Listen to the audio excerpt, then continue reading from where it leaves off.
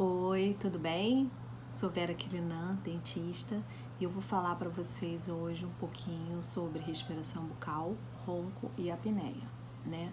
O que isso tem a ver com odontologia, né? Então, como eu falei no vídeo passado, na parte 1, que eu chamei de parte 1, né, que foi essa odontologia integrativa, em que a gente tem que olhar nosso paciente a partir da musculatura e as funções orais dele. A respiração, ela acontece com a modulação da face, né, muscular da face. Então, a posição correta da língua, quando nós estamos respirando, ela tem que estar na parte superior da boca, né, colada no palato e fazendo o perímetro do arco. Então, a língua, ela não só fica posicionada, a ponta dela atrás dos dentes da frente e a lateral da língua empurrando o arco, né? Fazendo o perímetro da arcada, empurrando para fora. E isso tem uma modulação com o músculo da face, que a gente tem um músculo chamado bucinador, e tem a alça do bucinador, que ele empurra a face para dentro.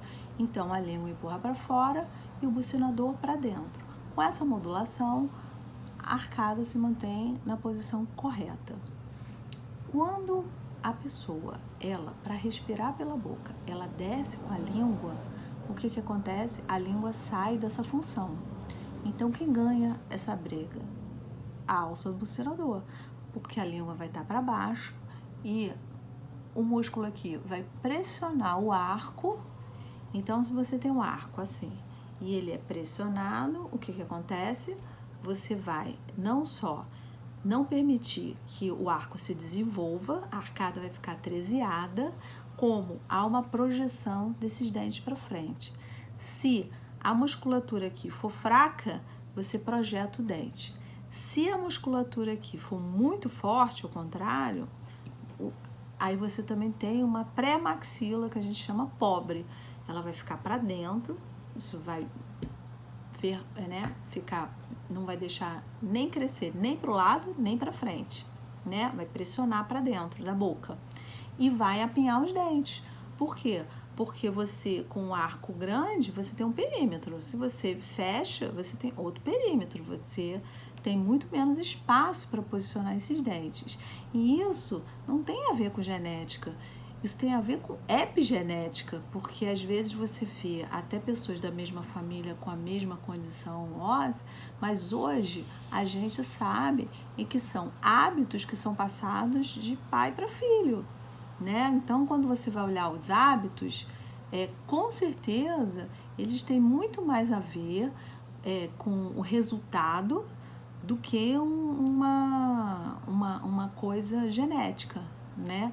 Antigamente, eu aprendi isso, né? Eu já cheguei a falar nessas besteiras de, puxou a arcada da mãe, puxou o dente do pai que é grande. E não, hoje a gente sabe que isso é totalmente condicionado à formação muscular, né? Aos hábitos musculares do paciente ou às parasfunções musculares, as desarmonias musculares que geram essa desarmonia esquelética e dentária, né? E isso tem um trabalho muito lindo, né, feito pela MyBrace, em que eles fizeram um estudo, é o caso mais famoso deles, que eles fizeram um estudo com gêmeos univitelinos, que um era respirador bucal e o outro não.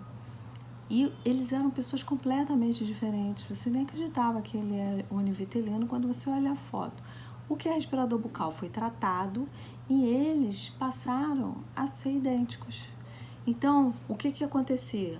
Aquilo provou que a genética, ela não fala mais alto, o que fala são os hábitos. E a parafunção, ela é decisiva na modelação óssea e na harmonia dentária daquele paciente, né? Então, o que agrava para gerar um ronco, né? E mais ainda uma apneia? Porque na hora que a gente, em vez de ter o tônus muscular e a língua lá posicionada, a língua fica relaxada. Porque se você vai passar o ar pela boca, você tem que abaixar a língua e deixá-la relaxada para o ar passar. Ao mesmo tempo que você abre para fora a língua para o ar passar, você lá para trás, você deixou a língua parada ali, né? Bloqueando a orofaringe. Então o ar não consegue passar ali. Isso vai gerar uma vibração na língua e pode gerar um ronco, né? Que é aquela vibração ali do ar querendo passar ali e entrando em contato com as suas cordas vocais. O que acontece com a apneia? Já é um caso mais grave, porque ocorreu realmente a interrupção total da passagem de ar.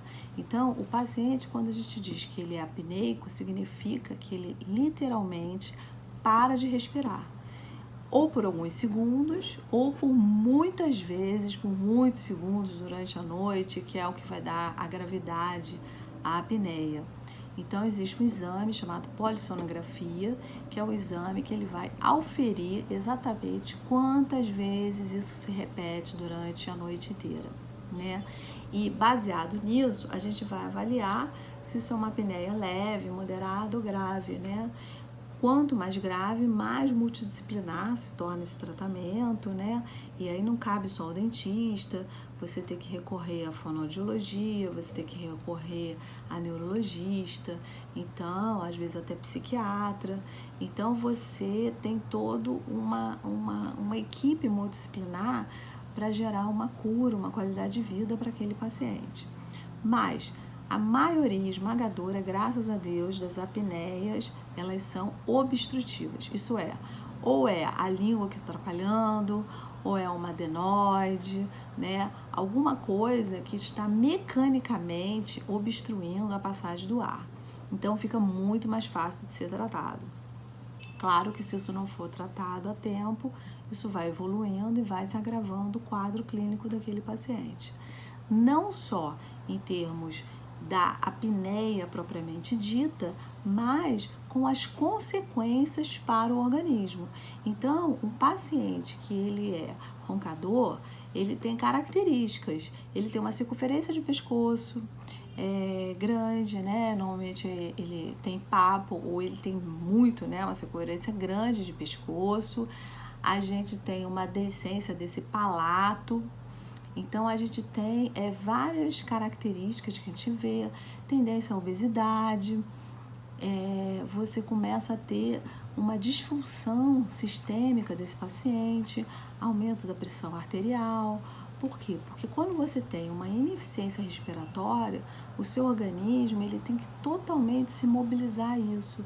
E você dormindo e não relaxando, o seu organismo, ele não consegue, o sistema simpático, ele não consegue relaxar para o parasimpático dominar seu organismo quando está dormindo. Porque o parasimpático é como se fosse um download que ele fosse dar no nosso organismo. Então, o simpático para e o parasimpático, ele vai atuar, que é o nosso sistema autônomo, para poder fazer como se fosse um reset, né? Para a gente poder acordar revigorado, né? Então, da mesma forma que o nosso celular ali vai fazendo aquelas atualizações, o nosso cérebro também precisa disso, né?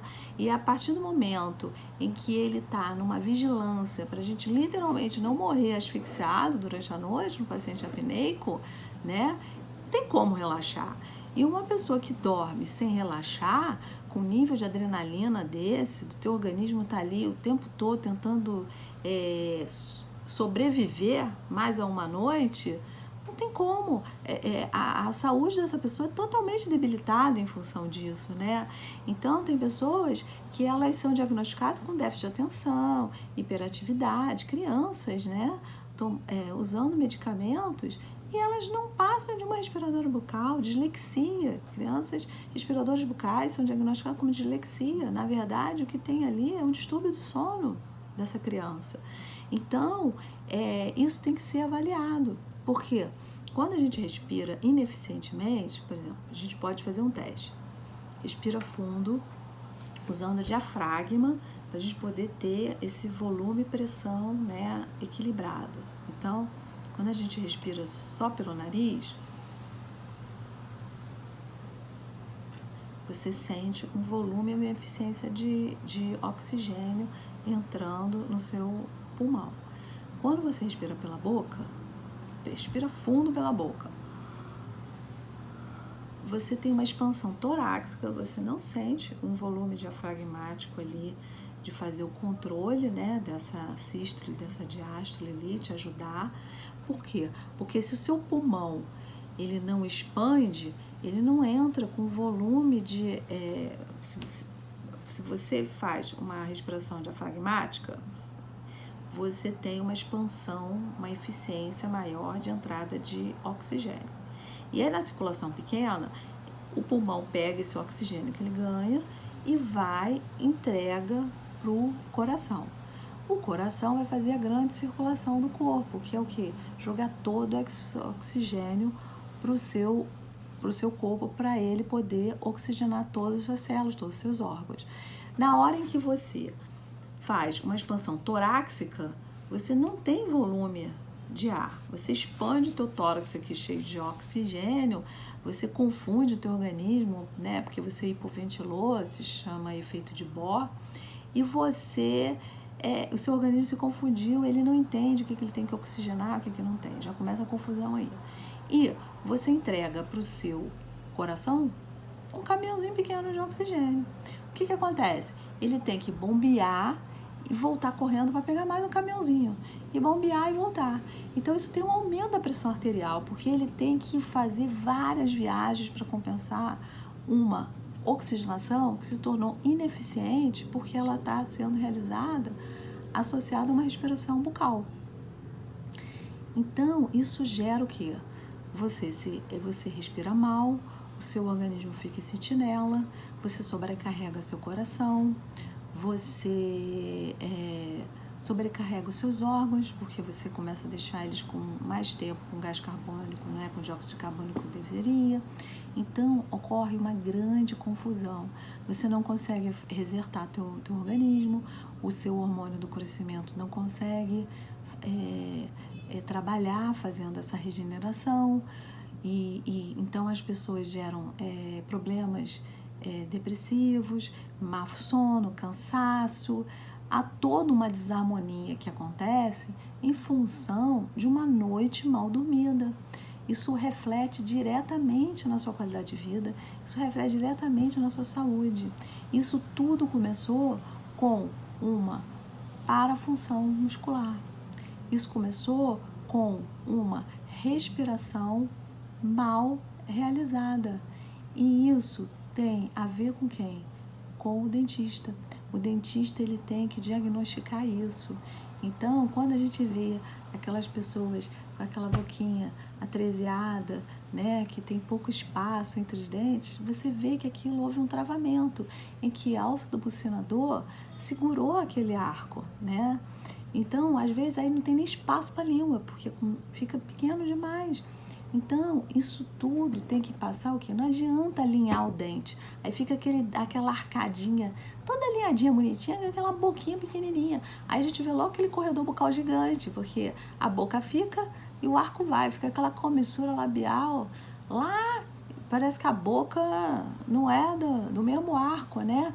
Na verdade, houve um travamento ali do desenvolvimento esquelético do paciente, né? E que leva a desarmonia oclusal, o apiamento, enfim. Então, isso tudo passa o quê? Pelo diagnóstico bem realizado pelo dentista. E isso é fundamental, né? Então, eu estou tentando passar esses conhecimentos para a gente abrir nossa mente e gerar uma qualidade de vida melhor, uma responsabilidade melhor sobre o diagnóstico e o tratamento dos nossos pacientes, tá bom?